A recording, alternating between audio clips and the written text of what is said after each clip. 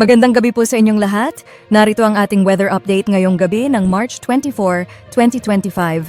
Ayon sa pinakahuling ulat ng PAGASA, patuloy pa rin ang epekto ng northeast monsoon, ngunit unti-unti na itong magdi-dissipate.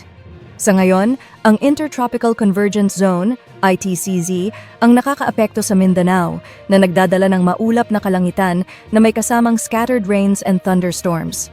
Sa natitirang bahagi ng bansa, ang easterlies naman ang umiiral na nagdadala ng mainit at maalinsangang panahon tuwing umaga at hapon, ngunit may posibilidad pa rin ng thunderstorms sa hapon o gabi.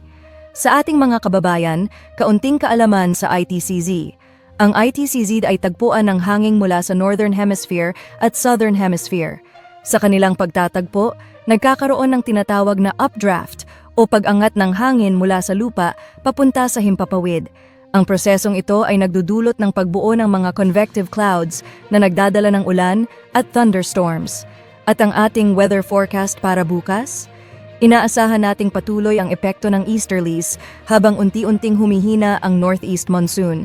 Asahan ang maaraw na panahon sa umaga at hapon, ngunit may tiyansa pa rin ng scattered rains and thunderstorms sa hapon o gabi. Ang temperatura sa mga piling lugar?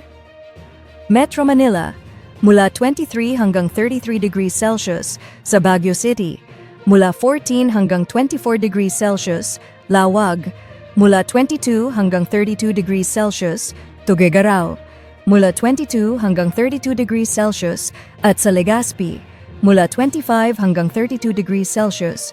Sa Visayas, patuloy na mararanasan ang maaraw na kalangitan tuwing umaga at tanghali, ngunit may tiyansa pa rin ng thunderstorms sa hapon.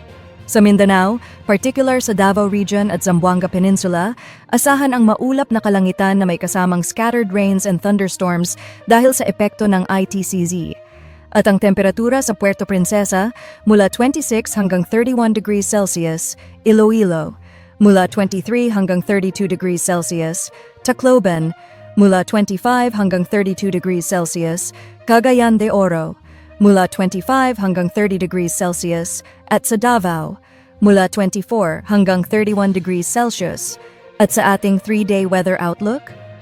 Sa Wednesday, March 26 hanggang Friday, March 28, sa Metro Manila at Baguio City, asahan ang maaraw na panahon sa umaga at tanghali, ngunit may tiyansa ng scattered rains and thunderstorms sa hapon o gabi.